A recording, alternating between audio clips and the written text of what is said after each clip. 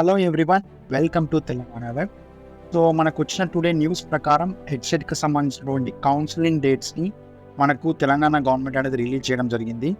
So headset అంటే మీ అందరికీ తెలిసిందే, బీఎడ్ చదువుకోవాలనుకున్న వారికి ఈ హెడ్సెట్ అనేది మనకు ఎంట్రన్స్ ఎగ్జామ్ అనమాట. సో ఈ ఎగ్జామ్ ఆల్రెడీ రాశారు. సో దానికి సంబంధించి రిజల్ట్స్ కూడా వచ్చాయి.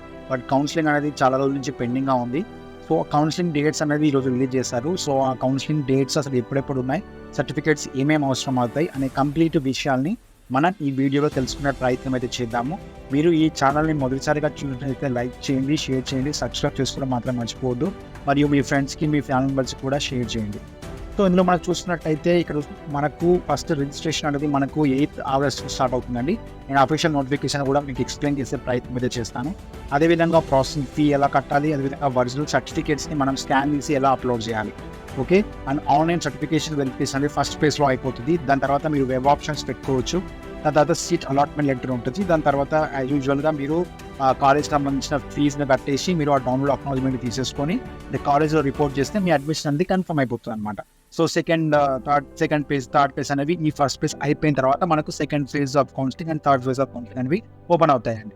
ఓకే. సో మనం అఫీషియల్ నోటిఫికేషన్ చదివే ప్రయత్నం అయితే చేద్దాము. అందులో మెన్షన్ చేసిన రిక్వైర్డ్ డాక్యుమెంట్స్ కానీ, సో మీరు 8th Augustకి మనకు ఆన్లైన్ రిజిస్ట్రేషన్ అనేది ఓపెన్ అయిపోతుంది. దానికి మీరు ఏ డాక్యుమెంట్స్ రెడీ చేసుకుంటే బెటర్, మీ యొక్క ప్రాసెస్ చాలా ఈజీగా అయిపోతుంది అనేది మనం ఈ నెక్స్ట్ వచ్చే సెషన్లో చూసుకునే ప్రయత్నం చేద్దాము.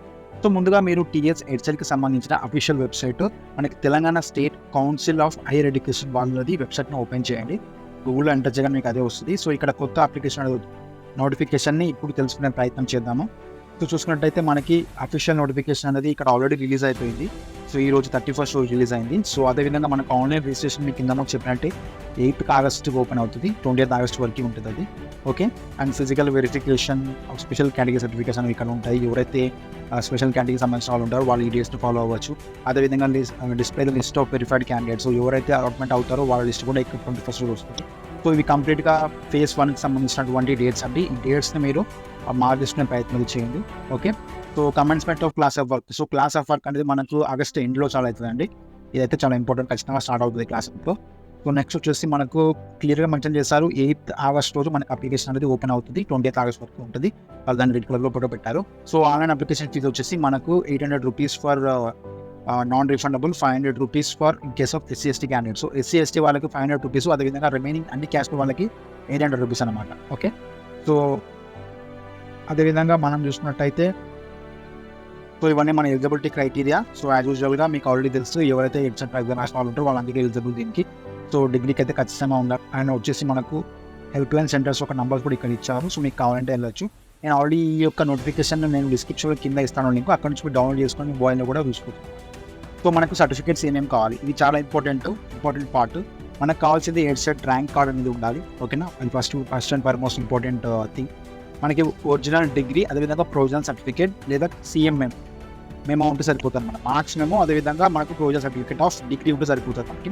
అదేవిధంగా intermediate or diploma or 10+2 certificate or it's equivalent. అంటే మనకి ఇంటర్ ఉంటుంది, డిప్లొమా ఉంటుంది, ఇంకా దాని ఈక్వాలెంట్ కూడా ఉంటుంది. దానికి సంబంధించిన ఒరిజినల్ సర్టిఫికేట్ అనేది ఉండాలి. అదేవిధంగా SSC certificate as a equivalent proof of date of birth. So bonafide certificates ఇక్కడ క్లాస్ 9th నుంచి గ్రాడ్యుయేషన్ వరకు అండి. సో ఓకే, క్లాస్ 9th నుంచి మనకి గ్రాడ్యుయేషన్ వరకు మాత్రమే. సో దానికి ముందు మనకు అవసరం లేదు, సో వరీ అవ్వకండి దానికి ముందు లేదని చెప్పి. తర్వాత రెసిడెంట్ సర్టిఫికేట్ అండి, చాలా ఇంపార్టెంట్ ఇది, ఓకే. సో ఇది తెలంగాణలో ఎవరైతే 10 years నాన్ లోకల్ క్యాండిడేట్స్ సంబంధించిన వాళ్ళు ఉంటారు, వాళ్ళు ఈ యొక్క పాయింట్ని క్లియర్గా చదవండి, మీకు క్లారిటీ అనేది వస్తుంది అనమాట, ఓకే. అండ్ నెక్స్ట్ వచ్చేసి ఎంప్లాయర్ సర్టిఫికేట్, ఇది రిక్వైర్ అవసరం ఉన్న వాళ్ళు చూసుకోవచ్చు. అదేవిధంగా ట్రాన్స్ఫర్ సర్టిఫికేట్, ఇది కూడా one of the important certificate. So మనకి latest integrated community certificate issued by competitive authority MRO for BC SC/ST candidates, okay. So ఇక్కడ మనకి డేట్ కూడా మెన్షన్ చేశాడు. సో 2nd June 2014 తర్వాత వచ్చిన మాత్రమే వ్యాలిడ్ అని చెప్తున్నాడు, ఓకే. 2014 June 6 తర్వాత ఉన్నది మాత్రమే వ్యాలిడ్. అంటే దాని మీద కంప్లీట్గా తెలంగాణ అని మెన్షన్ చేసి ఉండాలి ఆ క్యాస్ట్ సర్టిఫికేట్ పైన, ఓకే. అది ఉంటే సరిపోతుంది. అదేవిధంగా ఎకనామికల్ వీక్ వచ్చిన వాళ్ళకి మనకి ఆ EWS సర్టిఫికేట్ అనేది ఉంటుంది.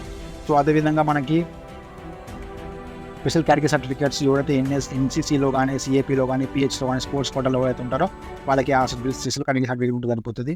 సో అదేవిధంగా latest parental income certificate issued by MRO, okay, or on after this year జనవరి 1 తర్వాత ఇష్యూ అయింది మాత్రమే మనకు వ్యాలిడ్గా ఉంటుంది. దానికి ముందున్న ఇన్కమ్ అనేది మనకు పని చేయదు. అది గుర్తుపెట్టుకునే ప్రయత్నం చేయండి. సో 1 జనవరి 2024 మాత్రమే మనకు వర్కౌట్ అవుతుంది. అది ఇన్కమ్ సర్టిఫికేట్.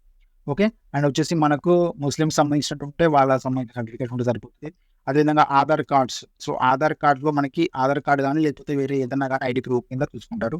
ఓకే, సో ఇవ్వండి. ఈ యొక్క డాక్యుమెంట్స్ కనుక మీరు కరెక్ట్గా పెట్టుకున్నట్టయితే మీ యొక్క వెబ్ అప్లికేషన్ సమయానికి, వెబ్ పేజింగ్ సమయానికి చాలా ఈజీగా అయిపోతుంది. ఆన్లైన్లో మనం అప్లికేషన్ ఓపెన్ అయిన తర్వాత ఆన్లైన్లో రిజిస్టర్ చేసుకొని ఫీ కట్టేసి దాని తర్వాత మనం రిక్వైర్డ్ డాక్యుమెంట్ స్కాన్ చేసి అప్లోడ్ చేస్తే ఆన్లైన్ వెరిఫికేషన్ అయిపోయిన తర్వాత మనం వెబ్ ఆప్షన్స్ ఫిల్ చేసి ఈ ఒరిజినల్ సర్టిఫికేట్స్ అన్ని మనకు కాలేజ్లో వెరిఫై చేస్తారండి. ఓకే, సో కాలేజ్లో వెరిఫై అయిపోయినాక మీ అడ్మిషన్ కన్ఫర్మ్ అయిపోయి క్లాసెస్ అనేది కమెన్స్ అవుతాయి.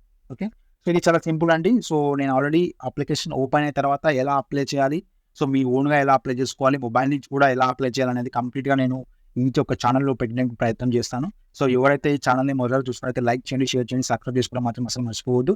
థ్యాంక్ యూ అండి. Thank you so much.